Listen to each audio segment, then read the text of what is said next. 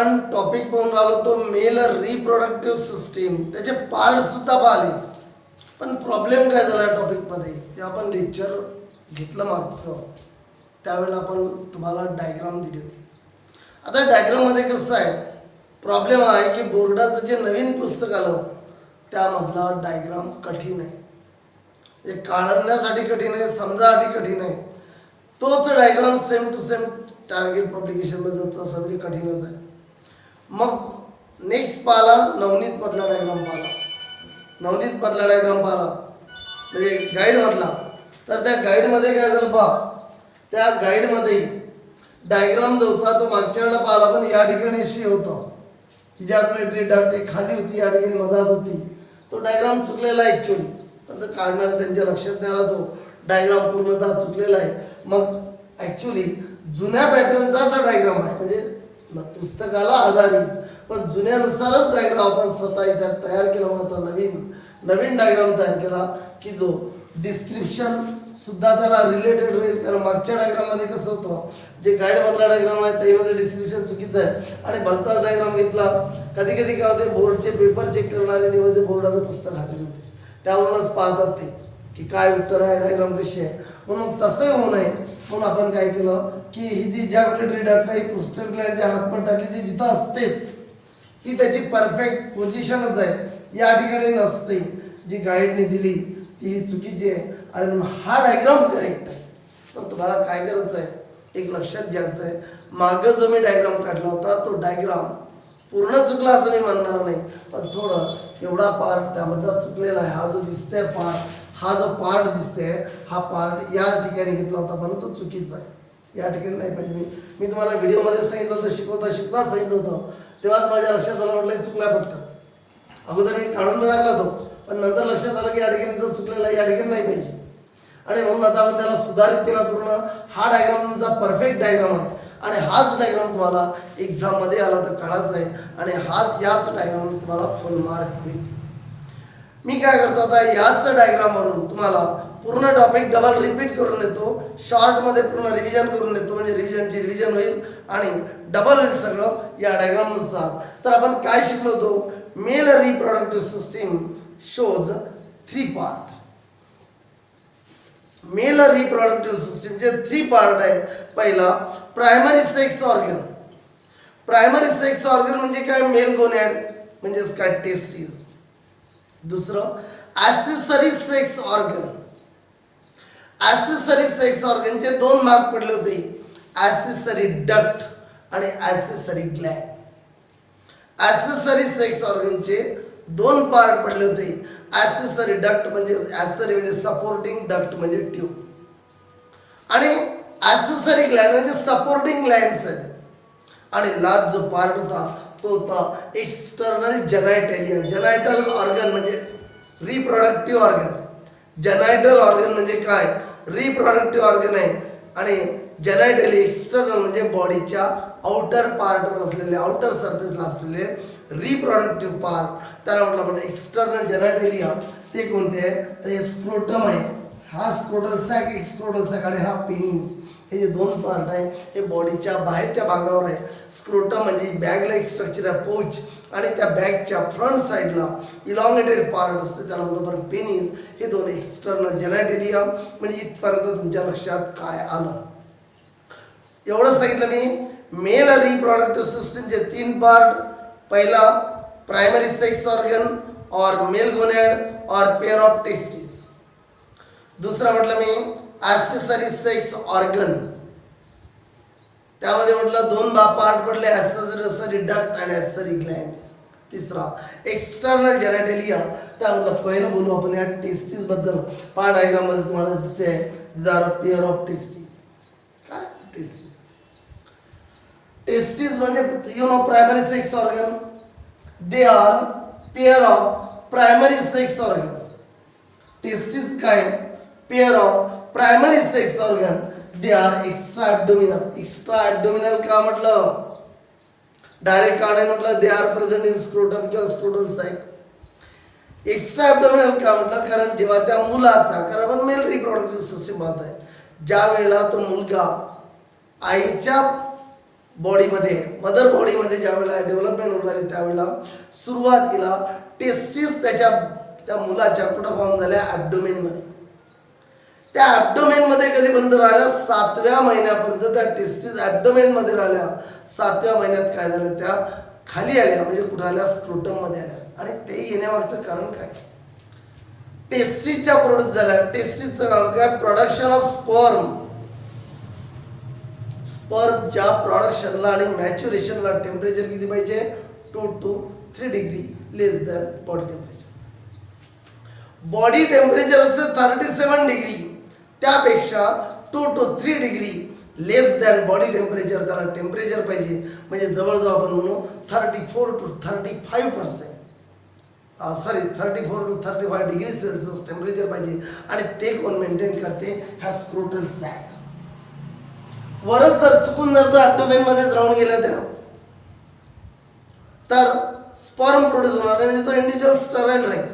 आता आपण आपल्या टॉपिकवर आपण बघून राहिलो टेस्टिस बद्दल. पहिला पॉईंट काय झाला टेस्टिस मध्ये, they are pair of primary sex organ, they are extra abdominal, ॲब्डोमेनच्या बाहेर आले त्या, they are extra abdominal, one in each scrotal sac. Scrotum ही एक बॅग आहे, स्क्रोटम ही अशी एक बॅग आहे, त्याचे दोन मधात पार्टिशन आहे, सेप्टम आहे. या ठिकाणी याला म्हटलं एक स्क्रोटल सॅक, याला म्हटलं दुसरी स्क्रोटल सॅक, आणि या ठिकाणी या टेस्टिस आहे, याला म्हटलं scrotal sac. They are extra abdominal, one in each scrotal sac. Thirdly म्हटलं each testis is oval in shape, shape oval आहे, 4 to 5 centimetre in length, 2 to 3 centimetre in width, आणि 3 centimetre in thickness. 4 to 5 centimetre त्याची length आहे, 2 to 3 centimetre त्याची width आहे, आणि 3 centimetre त्याची thickness आहे. कुणाची, टेस्टिसची. आणि टेस्टिसचं जर फंक्शन पाहिलं, पहिलं production of sperm, primary function आहे स्पर्मचं प्रोडक्शन. टेस्टिस प्रोड्यूस करते स्पर्म. स्पर्म काय, मेल गोनॅड आहे, मेल गोनॅड. गोनॅड म्हणजे काय, gamete producing organ. Testis male gonad आहे, म्हणजे मेल गमीट प्रोड्यूस करणार. मेल गमीटला दुसरं नाव काय, स्पर्म और स्पर्मेटोझोआ. आणि दुसरं फंक्शन आहे टेस्टिसचं, secretion of male sex hormone. आणि मेल सेक्स हार्मोनचं नाव आहे अँड्रोजिन और टेस्टोस्टेरॉन. अँड्रोजिन और टेस्टोस्टेरॉन.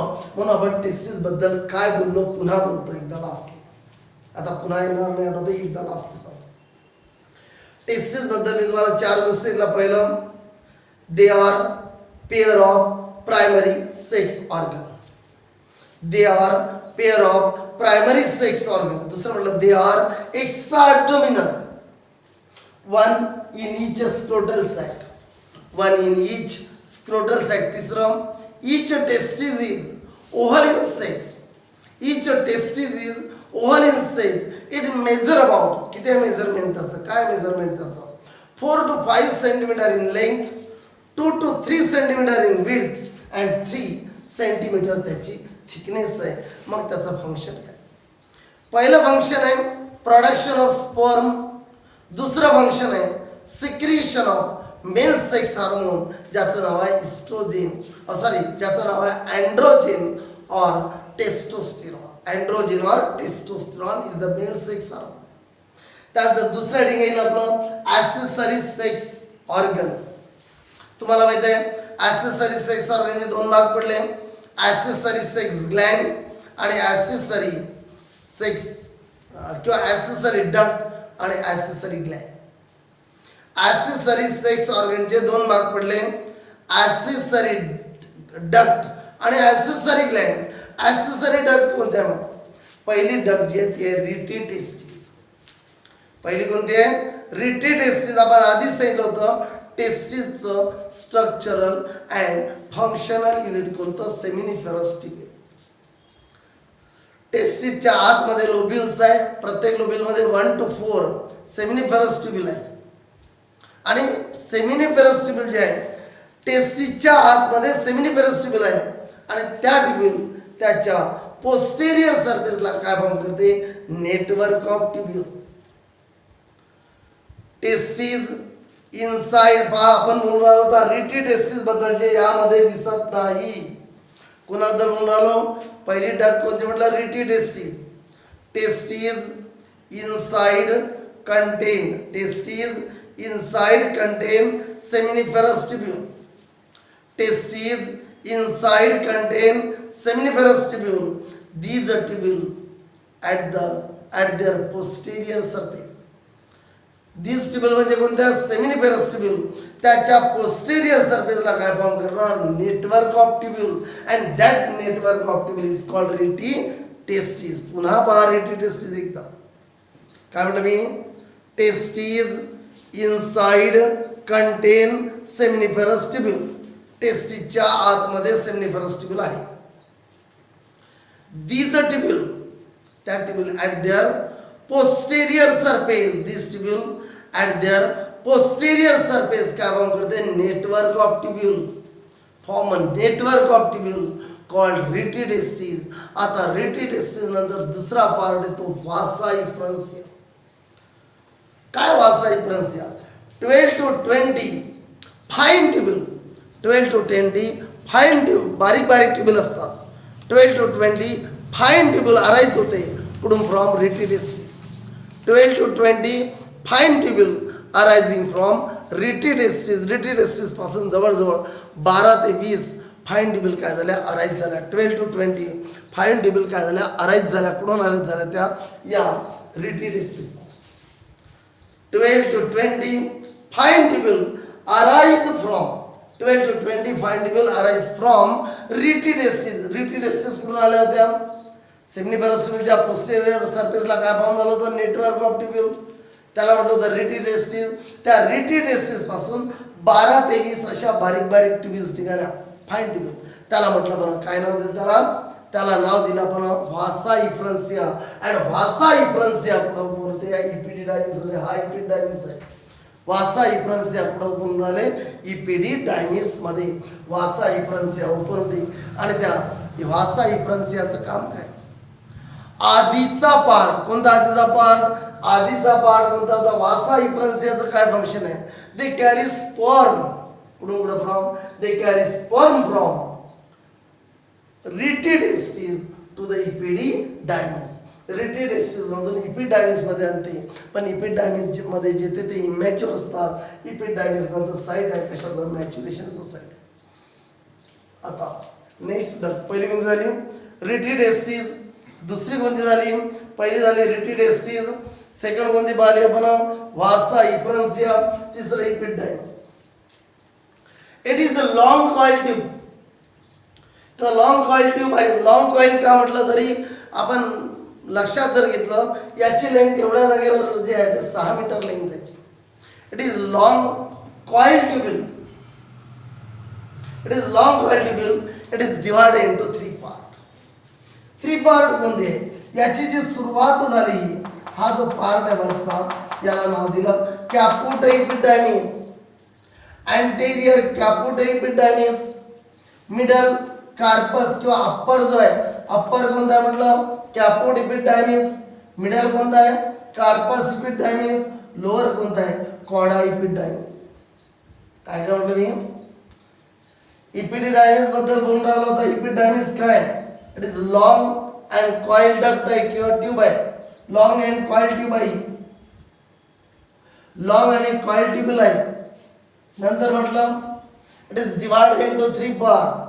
कोणते 3 पार्ट आहे, अप्पर कॅपुट इपिडिडायमिस, मिडल कार्पस इपिडिडायमिस आणि लोअर कॉडा इपिडिडायमिस. याचं फंक्शन काय, it is site for maturation of sperm. त्यानंतर व्हासा इफ्रन्सिया होतं. आता व्हास डिफरन्स म्हणजे पहा, पहिलं काय झालं, रिटी टेस्टिस. दुसरं काय झालं, व्हासा इफ्रन्सिया. तिसरं इपिडिडायमिस. चौथं व्हास डिफरन्स. इथून इथपर्यंत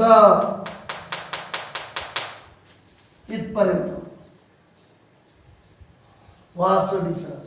काय जोडू आता वाक्य, हे खालचं काय, कॉडा इपिडिडायमिस आहे. From cauda epididymis arises duct. From cauda epididymis arises duct called vas deferens. झाला एक पॉइंट. जर कॉडा इपिडिडायमिस पासून डक्ट अराइज झाली, from cauda epididymis arises duct called vas difference.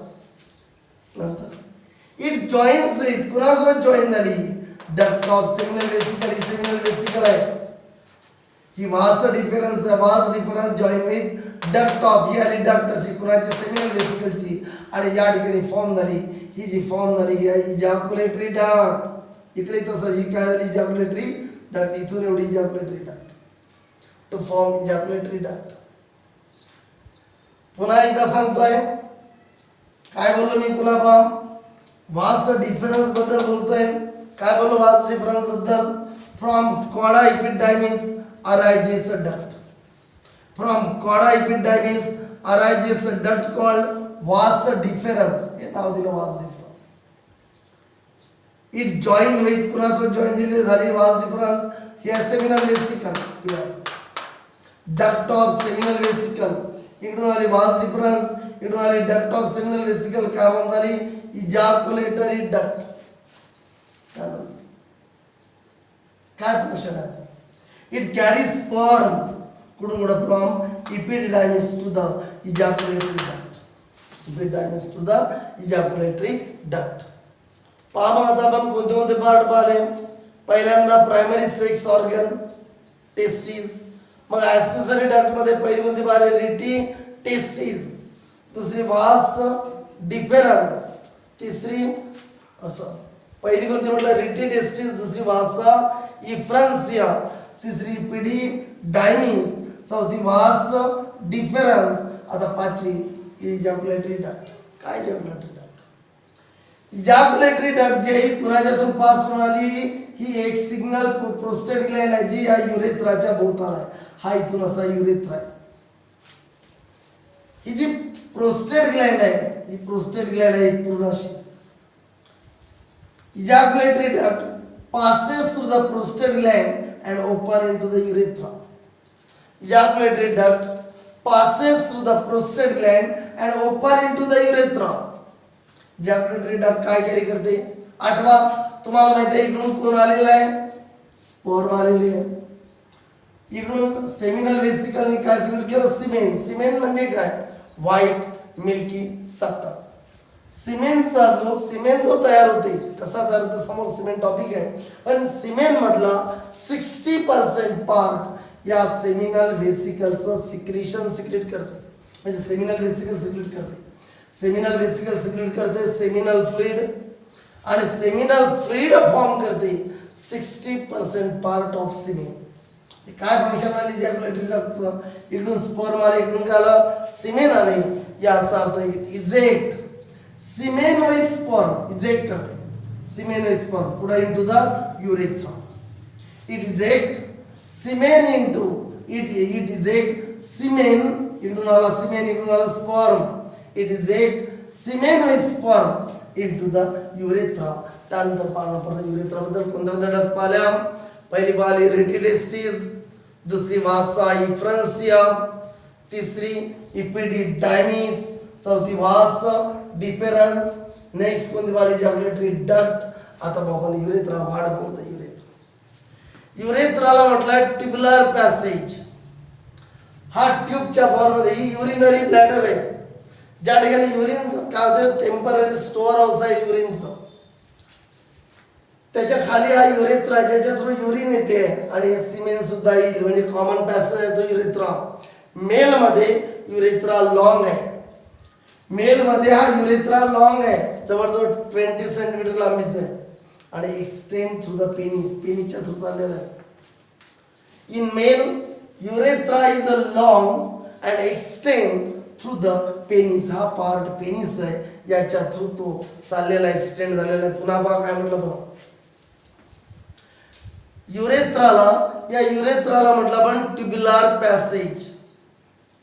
In male it is long and extend through the penis. त्यानंतर म्हटलं it opens to the outside by opening. ही जी opening आहे ना या ठिकाणी, या ओपनिंगला काय म्हटलं पहा, याला नाव दिलं युरेथ्रल ऑरिफिस. ही जी ओपनिंग आहे ना बाहेर, इट ओपन्स आउटसाइड. हा युरेथ्रा आहे, हा आउटसाइड ओपन होता, या ओपनिंगच्या थ्रू याला नाव दिलं युरेथ्रल ऑरिफिस किंवा युरेथ्रल मीटस. काय म्हटलं, याला म्हटलं युरेथ्रल ऑरिफिस किंवा त्यालाच म्हटलं युरेथ्रल मीटर्स. या पॉइंट ओपनिंगला जिथे ओपन होते त्या पॉइंटला. पुन्हा पहा युरेथ्रा बद्दल पुन्हा बोलतो. या युरेथ्राला म्हटलं आपण इट इज अ ट्युबुलर पॅसेज. युरेथ्राला म्हटलेलं आपण ट्युबुलर पॅसेज आहे. तो मेल मध्ये युरेथ्रा लॉंग आहे आणि एक्सटेंड कुणाच्या थ्रू झालेला आहे, पेनिसच्या थ्रू एक्सटेंड झालेला आहे. थर्डली काय म्हटलं आपण, थर्डली आपण या ठिकाणी काय सांगितलं, it opens to the outside. हा युरेथ्रा आउटसाइडला ओपन झाला कशाने, बाय ओपनिंग.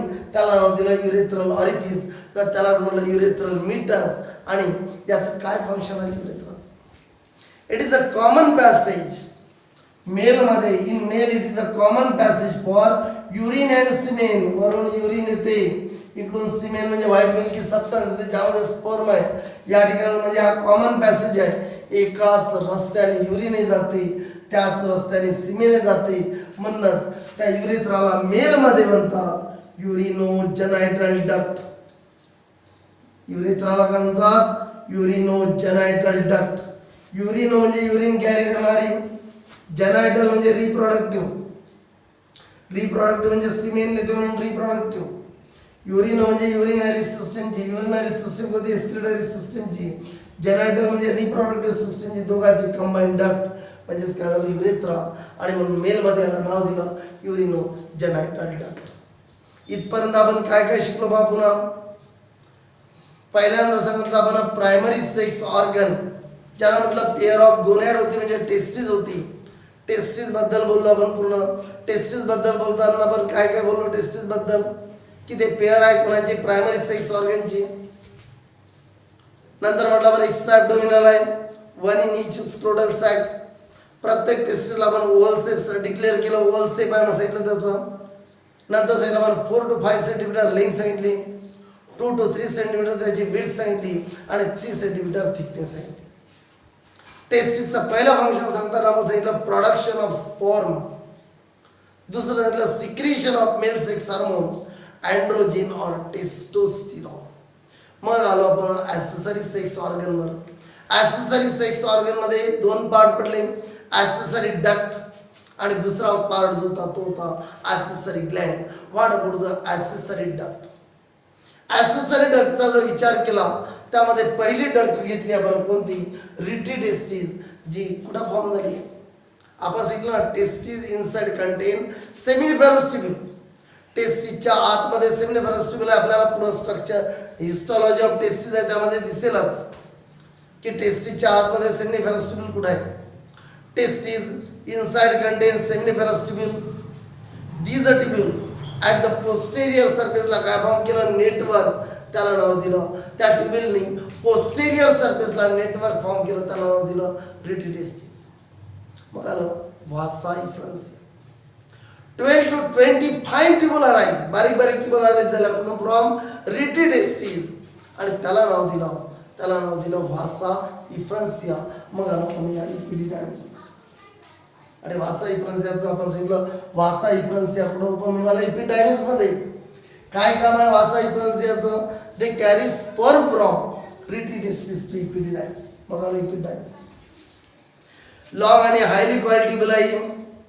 याचे 3 पार्ट पडले, कोणता, upper corpus epididymis, middle upper caput epididymis, caput, middle corpus आणि lower cauda epididymis. Upper caput, middle corpus, lower cauda epididymis. काय फंक्शन आहे याचं, इपिडायमिस काय, it is a site for maturation of sperm. कारण इथपर्यंत जेव्हा स्पर्म आले तेव्हा ते मॅच्युअर होते, या ठिकाणी त्याला नरिशमेंट मिळाली आणि त्यामुळे ते मॅच्युअर.